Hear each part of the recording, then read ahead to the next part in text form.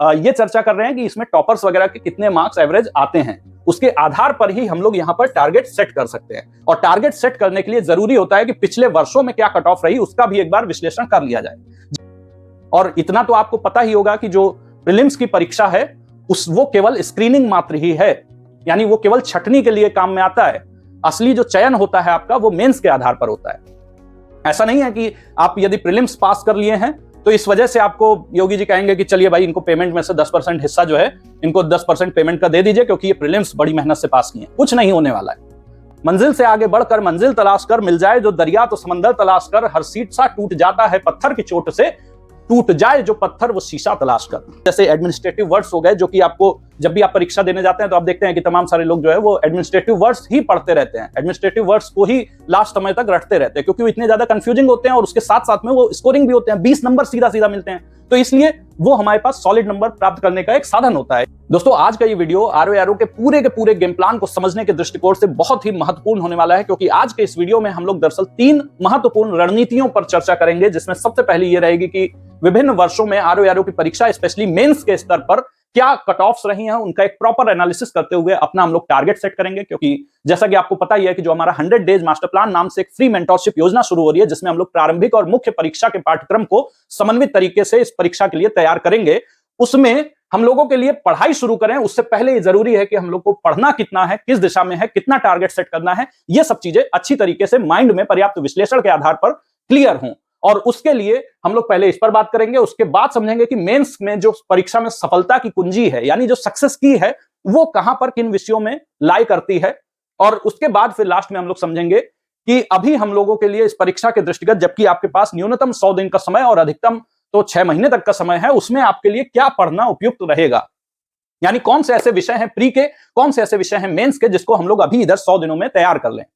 क्योंकि हमारी जो एक छोटी मोटी ऐसी रणनीति हम लोगों ने तैयार की है, उसके मद्देनजर शुरुआती 50 दिनों में हम लोग मेंस को भी अपने समय का 30% हिस्सा देंगे और 70% हिस्सा देंगे प्रीलिम्स के जीएस और हिंदी वाले विषय को, लेकिन उसको तैयार करेंगे मेंस के स्तर के आधार पर। यह हमारी अभी की एक मोटा मोटा खाका है। इसके आधार पर हम लोग शुरू करें। आप देखिए, जैसे मेंस की परीक्षा में जब सफलता की कुंजी की बात आती है, यानी मेंस की परीक्षा को पास करने के लिए दरअसल यहां पर आप कोई भी खेल वगैरह खेलते हो, तो चाहे वो फुटबॉल हो या क्रिकेट हो, आपको पता ही है कि 2 तरीके से खेला जाता है। एक होता है एग्रेसिव नेचर का और एक होता है डिफेंसिव नेचर का। यानी कौन से ऐसे विषय हैं जिनको आपको एग्रेसिव तरीके से तैयार करना है और साथ ही कौन से ऐसे विषय हैं जिनमें आपको डिफेंसिव होना है, इसको हमें समझना जरूरी है। और यहां पर हम लोग एग्रेसिव की यदि बात करें तो सबसे पहला देखिए, पहले समझ लेते हैं डिफेंसिव। तो डिफेंसिव में दरअसल एक विषय आता है जीएस, और जीएस वही विषय है जो आप प्रीलिम्स पास करके गए हैं। आप में ये कुतूहल हो सकता है कि हम मेंस के जीएस को इस तरह से तैयार कर लेंगे कि यहां पे हम लोग गर्दा उड़ा देंगे, यानी इतनी बढ़िया मेंस, इतना बढ़िया जीएस कर लेंगे कि पूरा का पूरा सॉलिड नंबर 120 में से 90 नंबर हम लोग यहीं से अचीव कर लेंगे। इस गलतफहमी में नहीं पड़ना है अपने को। यह बात याद रखनी है कि मेंस में हमें जीएस में केवल उतना ही स्कोर करने की कोशिश करनी चाहिए जितने से हमारे 70 से 75 नंबर आ जाएं। ये 70 से 75 नंबर होते हैं 120 में से। 120 का पेपर होता है, प्रीलिम्स में होता है 140 का, किंतु यहां पर 120 का होता है। सिलेबस दोनों में सेम होता है, स्ट्रेटजी में थोड़ा सा डिफरेंस होता है। यहां पर टफ क्वेश्चंस पूछे जाते हैं, इसलिए हम लोग जीएस को अपने 100 डेज मास्टर प्लान में उस तरीके से तैयार करेंगे कि जीएस केवल और केवल मेंस के स्तर की ही तैयार करेंगे और उसी में से हमारा प्रीलिम्स का जीएस भी री एग्जाम के लिए तैयार हो जाएगा।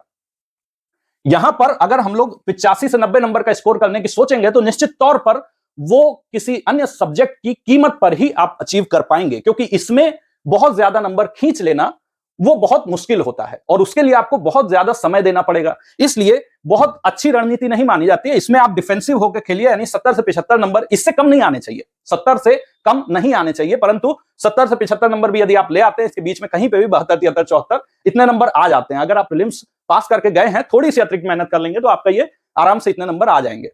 परंतु ज्यादा जब आप मेहनत करेंगे और जीएस को ही अच्छा करने की कोशिश करेंगे तो कहीं ना कहीं आपका निबंध, ड्राफ्टिंग जैसे विषय कॉम्प्रोमाइज होंगे। इसलिए यहां पर एग्रेसिव फॉर्म में हमें जिसमें खेलना है उसमें सबसे पहला है हिंदी ऑब्जेक्टिव। हिंदी ऑब्जेक्टिव वही विषय है जो कि आपने प्रीलिम्स में भी पढ़ा है, परंतु यहां पर 2 चेंज होते हैं। सबसे पहला कि यहां पर पर्यायवाची नहीं आता है, दूसरा कि यहां पर 2 नंबर का एक प्रश्न होता है, यानी कुल प्रश्न होते हैं केवल 30। अब इस 30 प्रश्नों में आपको 2 नंबर का एक प्रश्न रहेगा, यानी कि अगर आपका यह प्रश्न सही हुआ तो सीधा का सीधा 2 नंबर मिलेगा, गलत हुआ तो आपका 2.66 का लॉस हो जाएगा। यानी जिसको आप सही मान के चल रहे थे वो आपका 2.66 का लॉस हो जाएगा, क्योंकि 0.66 आपका नेगेटिव मार्किंग हो जाएगा। और उस आधार पे आप समझ लीजिए कि आप बहुत पीछे आ जाएंगे मेंस के स्तर पे। इसीलिए कहा जाता है मेंस में एक एक नंबर की लड़ाई होती है, और उसमें आपको हिंदी ऑब्जेक्टिव विषय को इतना मजबूत कर लेना है कि आपका यहां पर हिंदी ऑब्जेक्टिव में एक भी क्वेश्चन ना गलत हो, या बहुत ज्यादा हो तो एक या दो बस। 52 से 54 नंबर से नीचे तो यहां पर आने ही नहीं है। उसके नीचे अगर आते हैं तो मतलब गेम बिगड़ चुका है, ऐसा माना जाता है। उसके अलावा जो दूसरा विषय हम लोगों को एग्रेसिव होना है वो है निबंध। निबंध ध्यान रखिएगा एक ऐसा विषय है जो कि यहां पर गैप क्रिएट करता है। यानी जीएस में एक बहुत पढ़ने वाला बच्चा होगा, वो बहुत हद से हद ले आएगा तो 85 नंबर ले आएगा। एक नॉर्मल बच्चा होगा जो प्री पढ़ के जीएस गया ही है, वो भी यदि तैयारी करेगा तो 65 नंबर, और आराम से अगर वो थोड़ा सा और मेहनत कर लेगा तो 70 नंबर तो ले ही आएगा। तो बहुत ज्यादा अंतर नहीं क्रिएट होता है। जबकि यहां पर क्या है, तो निबंध का जो पेपर है उसमें आप देखेंगे तो लोगों के जो सेलेक्ट होते हैं उनके नंबर 80 से 85 तक भी आते हैं, और जो नहीं सेलेक्ट होते हैं उनकी कोई रेंज नहीं है। कोई 50 नंबर ला रहा है, कोई 55 ला रहा है, कोई 60 ला रहा है। तो इस प्रकार से एक बहुत अच्छा खासा गैप क्रिएट हो जाता है। और निबंध ही दरअसल एक ऐसा विषय है जिसको कोई पढ़ के जाता भी नहीं है। ज्यादातर लोग इसकी कोई विशेष तैयारी करते नहीं है। जीवन में कभी 2-4 निबंध लिख लेते हैं मेंस आने पे, तो उसमें ही सोचते हैं कि हमारी तैयारी हो गई है। परंतु वास्तव में निबंध यहां पर एक ऐसा विषय होता है जिसमें सफलता की कुंजी लाई करती है। मतलब वहां पर आपको, यदि आप अच्छे से इस विषय में मेहनत कर लिए तो निश्चित तौर पर आप औरों से बहुत अधिक कॉम्पिटिटिव एडवांटेज पा लेंगे, रणनीतिक लाभ पा लेंगे अपने प्रतिस्पर्धी की तुलना में। इसलिए निबंध भी यहां पर एक महत्वपूर्ण विषय हो जाता है। और तीसरा एक विषय में जिसमें आपको एग्रेसिव होना है वो है ड्राफ्टिंग।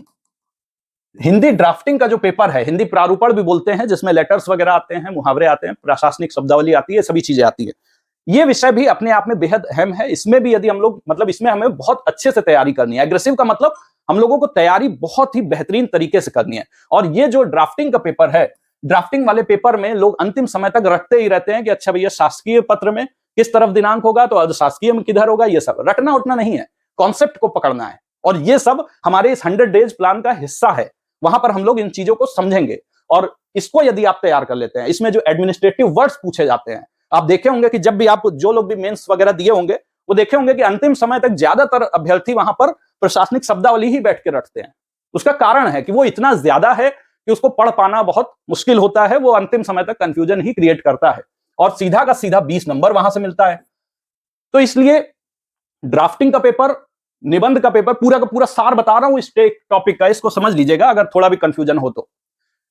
मेंस की परीक्षा में सफल होने के लिए सबसे अच्छी रणनीति है कि आप एक विषय जीएस में, जनरल स्टडीज में थोड़ा डिफेंसिव होकर खेलें। यानी यहां पर आपको एक नॉर्मल, आपने जितना प्रीलिम्स में पढ़ाई की थी उससे थोड़ा सा स्तर हम लोग अपने इस 100 डेज में बढ़ाकर चलेंगे, और उस हिसाब से हम लोग इतना कोशिश करेंगे कि यहां पर 75 से 80 नंबर तक हम लोग 75 नंबर तक स्कोर कर लें। उसके ऊपर जाने के लिए हमें बहुत ज्यादा समय देना पड़ेगा, इसलिए वो काम्य नहीं है, क्योंकि वो समय हम लोग इन विषयों की कीमत पर देंगे। असली मेहनत जो हम लोगों को करनी है वो हिंदी ऑब्जेक्टिव में करनी है, जहां पर हम लोग अभी अपने 50 दिनों के टारगेट में, जब हम लोग ने 50 हार्ड डे चैलेंज शुरू किया था प्रीलिम्स से पहले, वहां पर हम लोग हिंदी को जो है केवल एक ही किताब से किए थे मुख्य तौर पर। लेकिन अब हम लोग इसको 1 या 2 से नहीं करेंगे, बल्कि उससे ज्यादा से करेंगे, ताकि यहां पर एक भी नंबर के गलत होने की गुंजाइश ना रहे।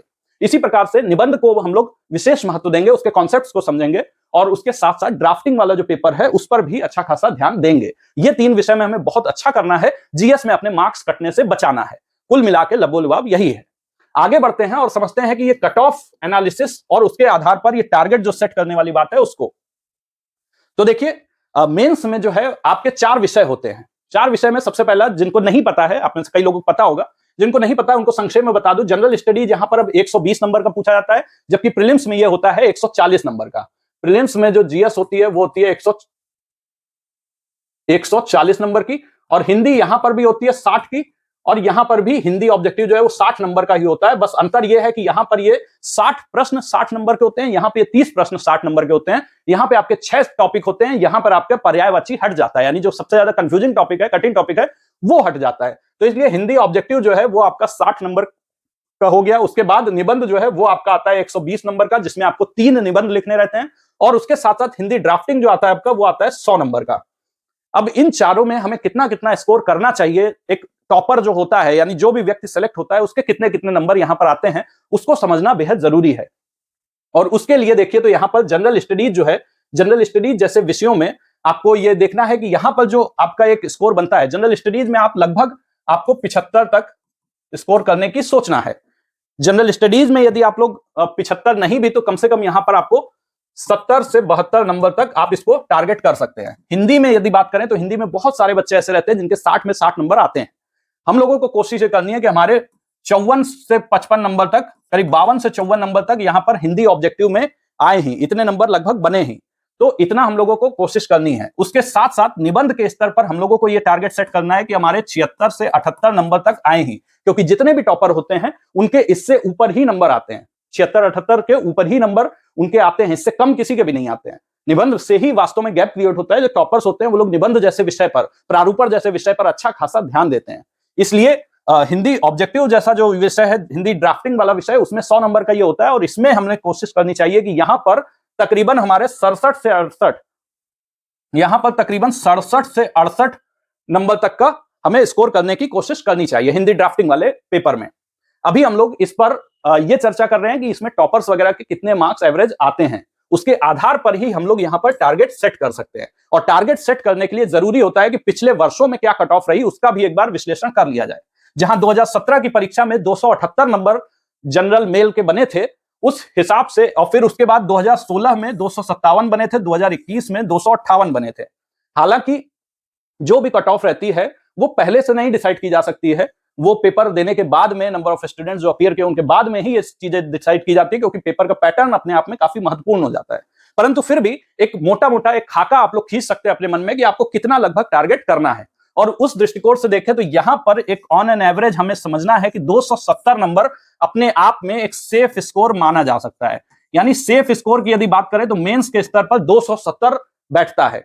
जब हम लोगों ने प्री की बात की थी तो प्री में हम लोगों ने समझा था कि आपको बताया गया था, कई लोग कह रहे थे 90-90 नंबर आपको जीएस में स्कोर करना है, इतना आसानी से आ जाता है।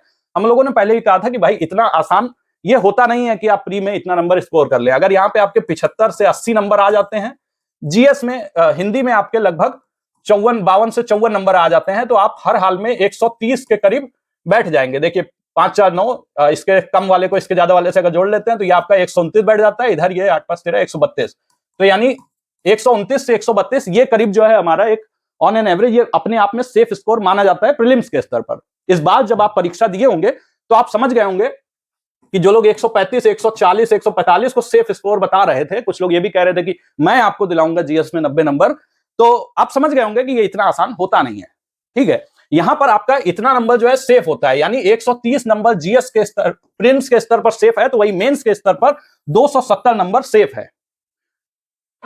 उसके बाद यदि बात करें तो इसमें अब इतना नंबर 270 नंबर लाने के लिए हम लोगों को जरूरी है कि हम लोग 100 डेज मास्टर प्लान में इसको भी शामिल करें, निबंध को शामिल करें, कुछ कुछ इसकी मोटी मोटी बातें समझें, कॉन्सेप्ट समझें, और उसके साथ साथ ड्राफ्टिंग वाले पोर्शन को भी अच्छे से समझें। क्योंकि अपने इस 3 महीने के समय को, न्यूनतम आपके पास 3 महीने का समय है, न्यूनतम आपके पास 100 दिन का समय है, उससे ज्यादा भी समय आपको मिल सकता है, जैसा कि शासन द्वारा एक ट्वीट के माध्यम से कहा गया था। आप ये समझिए कि अगर आप इस पूरे के पूरे समय को केवल प्रीलिम्स की ही पढ़ाई में लगाएंगे तो हो सकता है कि आप प्रीलिम्स की परीक्षा पास कर लें, ये श्योरिटी के साथ आप पास कर सकते हैं। परंतु मेंस की परीक्षा, जिसमें कि केवल 2.5 से 3 महीने का समय बमुश्किल मिलता है प्री के बाद, उसमें यह बेहद ही मुश्किल हो जाता है, बहुत चुनौतीपूर्ण हो जाता है कि मेंस के सभी विषयों को अच्छे तरीके से आप उसके साथ न्याय कर पाएं। और इतना तो आपको पता ही होगा कि जो प्रीलिम्स की परीक्षा है वो केवल स्क्रीनिंग मात्र ही है, यानी वो केवल छटनी के लिए काम में आता है। असली जो चयन होता है आपका वो मेंस के आधार पर होता है। ऐसा नहीं है कि आप यदि प्रीलिम्स पास कर लिए हैं तो इस वजह से आपको योगी जी कहेंगे कि चलिए भाई इनको पेमेंट में से 10% हिस्सा जो है इनको 10% पेमेंट का दे दीजिए क्योंकि ये प्रीलिम्स बड़ी मेहनत से पास किए हैं। कुछ नहीं होने वाला है। असली जो परीक्षा आपका जो चयन होता है वो मेंस के आधार पर होता है, इसलिए मेंस के लेकर बहुत सतर्क रहना चाहिए। और उस सतर्कता के लिए जरूरी है कि तय समय पर, यानी सही समय पर उसके लिए सचेत हो जाए हम लोग, उसकी भी तैयारी अपने पाठ्यक्रम का हिस्सा बना ले, क्योंकि जो असली लक्ष्य है हमारा, जो असली मंजिल है वो हमारी मेंस है। एक शेर है कि मंजिल से आगे बढ़कर मंजिल तलाश कर, मंजिल से आगे बढ़कर मंजिल तलाश कर, मिल जाए जो दरिया तो समंदर तलाश कर, मंजिल से आगे बढ़कर मंजिल तलाश कर, मिल जाए जो दरिया तो समंदर तलाश कर, हर सीट सा टूट जाता है पत्थर की चोट से, टूट जाए जो पत्थर वो शीशा तलाश कर। यानी कि जो टूट जाए जो पत्थर, वो शीशा आपको तलाशना है। मेंस की जीएस और हिंदी को इतना मजबूत कर लीजिए कि प्रीलिम्स वाला जीएस और हिंदी आपके लिए कोई बाधा रहे ही ना। इसलिए हम लोग अपने 100 डेज मास्टर प्लान जो चलाने जा रहे हैं, उसमें हम लोग कुछ इसी रणनीति पर आगे बढ़ रहे हैं। इससे हम आते हैं अपने तीसरे पॉइंट पर कि अभी हमारे लिए क्या पढ़ना उपयुक्त है। और इसकी जब हम लोग बात करते हैं तो हम लोग समझेंगे कि अभी हम लोग अपने समय का जो 100 दिन है, उस 100 दिन में हम लोग शुरुआती 50 दिन में हम लोग अपने समय को बांटेंगे 70 और 30 के रेशियो में, यानी 30% टाइम जो है हम लोग मेंस के लिए देंगे और 70% टाइम पूरी तरह से प्री के लिए ही देंगे। इसमें हम लोग प्री के लिए देंगे, लेकिन ये प्री में जो जीएस हिंदी तैयार करेंगे वो भी दरअसल मेंस के स्तर पे ही करेंगे। और अंतिम 50 दिन जो है वो हम लोग अपना मेंस के लिए नहीं डेडिकेट करेंगे, बल्कि केवल और केवल प्रीलिम्स पर ही डेडिकेट करेंगे। तो ये सब चीजें जो है एक मतलब अभी हमारे लिए क्या चीजें पढ़ना उपयुक्त है, तो अभी आपके लिए मेंस के भी कुछ हिस्से को तैयार करना बेहद जरूरी है। जैसे आपका निबंध वाला हिस्सा हो गया, उसमें हम लोगों को कुछ बातें समझना जरूरी है। उसके साथ ही साथ जो हमारा हिंदी वाला पोर्शन है, उसमें जैसे एडमिनिस्ट्रेटिव वर्ड्स हो गए, जो कि आपको जब भी आप परीक्षा देने जाते हैं तो आप देखते हैं कि तमाम सारे लोग जो है वो एडमिनिस्ट्रेटिव वर्ड्स ही पढ़ते रहते हैं, एडमिनिस्ट्रेटिव वर्ड्स को ही लास्ट समय तक रटते रहते हैं, क्योंकि वो इतने ज्यादा कंफ्यूजिंग होते हैं और उसके साथ साथ में वो स्कोरिंग भी होते हैं, 20 नंबर सीधा सीधा मिलते हैं। तो इसलिए वो हमारे पास सॉलिड नंबर प्राप्त करने का एक साधन होता है, इस वजह से उसको भी अच्छे से पढ़ना है। उसके साथ में कंप्यूटर वाला पोर्शन है, तो ऐसे करके कुछ कुछ चीजें हैं जिसको हम लोग पहले ही टारगेट कर लेंगे। तो जो ये हमारा 100 डेज मास्टर प्लान शुरू होने जा रहा है, उसमें हम लोग मेंस के हिस्सों को इसी प्रकार से आगे बढ़ेंगे। अब जो अगला वीडियो हमारा आएगा वो इसी पर आएगा कि इन अलग अलग विषयों में, यानी ये जो निबंध की क्या रणनीति होनी चाहिए, हिंदी ड्राफ्टिंग की क्या रणनीति होनी चाहिए, इसके एक एक टॉपिक को हम लोग समझेंगे और उस पर आगे बढ़ेंगे। कुल मिलाकर के आपको समझना यह है कि ये जो हमारा 100 डेज मास्टर प्लान है, ये अपने आप में एक तो ये पूरी तरह से फ्री है, और इस फ्री के ऊपर जो है कोई ऐसा स्टार नहीं लगा है। मतलब ये पूरी तरह से फ्री है। इसमें आपको डेली बेसिस पर टारगेट मिलेंगे, नोट्स मिलेंगे, टेस्ट मिलेंगे, उसके अलावा भी तमाम सारी चीजें आप देख भी सकते हैं। ये सब सारी चीजें यहां पर लिखी हुई हैं, इतनी सारी चीजें आपको यहां पर मिलेंगी। और ये सभी चीजें चलेंगी कहां पर, तो हमारे टेलीग्राम ग्रुप पर। जो हमारा टेलीग्राम ग्रुप है, इसी वीडियो के नीचे उसका लिंक भी दिया हुआ है डिस्क्रिप्शन में, उसको आप देख लीजिएगा, उसके थ्रू आप ज्वाइन हो लीजिएगा। और वो निश्चित तौर पर आरओ में अंतिम सिलेक्शन के लिए बहुत ज्यादा डेडिकेटेड है। हमारा पूरा का पूरा प्रोग्राम जो है वो अंतिम सिलेक्शन पर ही फोकस करता है, क्योंकि यदि आपने ये 100 दिन, यानी ये जितना भी अतिरिक्त समय आपको मिला है, अभी अभी आपने 11 फरवरी को प्रीलिम्स की परीक्षा दी ही है, आप उसके पैटर्न से वाकिफ हैं, आप उसकी स्ट्रेटजी से वाकिफ है, इसलिए अब बहुत ज्यादा उसमें हम लोगों को समय नहीं देना चाहिए, बल्कि अपने जीएस और हिंदी जो मेंस में भी वही आता है जो प्री में आता है। इस वजह से हम लोग मेंस की जीएस को और मेंस की हिंदी को, उसके साथ साथ मेंस के जो अन्य तत्व हैं उनको भी कुछ कुछ मात्रा में तैयार करते हुए अभी से चलेंगे। यही हमारे पूरे के पूरे मास्टर प्लान का हिस्सा है, यही मास्टर प्लान है। उम्मीद करता हूं आप लोग इससे ज्यादा से ज्यादा बड़ी संख्या में जुड़ेंगे। कल आपको पहले दिन का टारगेट मिल जाएगा और उसके बाद परसों से यानी सोमवार से आपके नियमित रूप से पढ़ाई शुरू हो जाएगी। बहुत बहुत धन्यवाद, नमस्कार।